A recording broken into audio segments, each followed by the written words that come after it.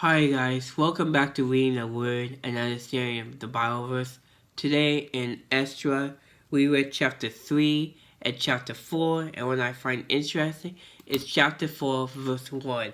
And it says, "When the enemies of Judah and Benjamin heard that the exiles were building a temple of the Lord, the God of Israel, they came to Zerubbabel and to the heads of the families and said, 'Let us help you build, because like you, we have seek your God and have been sacrificing to him since the time of Esarhaddon, king of Assyria, who brought us here.' But Zerubbabel, Joshua, and the heads of the families of Israel answered, 'You have no part with us in building a temple of our God. We alone will build it for the Lord, the God of Israel, as King Cyrus,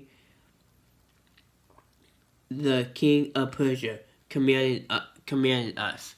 So what I find interesting about this is the enemies that were against Judah and Benjamin were worshiping to God of Israel, which is really cool to understand that the enemies realized that how powerful God was towards Israel, and so they started sacrificing and worship the same God, which I think is so cool, because we don't know that story. This is the only story we get of that little bit of chapter, that God was working in other countries, not just only in Israel.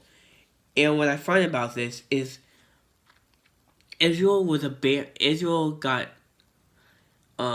taken away to go to Persia for 70 years. They're coming back and rebuilding the temple of the Lord, and their enemies wanted to help them because they seek and love the same God, which is really cool to understand.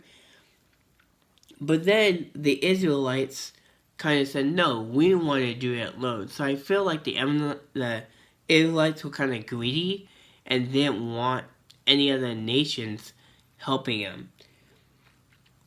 So then this is what happens to the Israelites, is the other nations get together and they write a letter to the king and basically forcing Jerusalem to stop.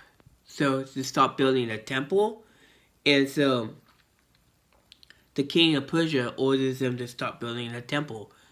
So I find that interesting that God has them stop building a temple. And we'll learn about this more tomorrow. So I hope that helps you guys. Hope that's interesting to you. Hope you have a good day. Blessed day. Love you guys and God bless.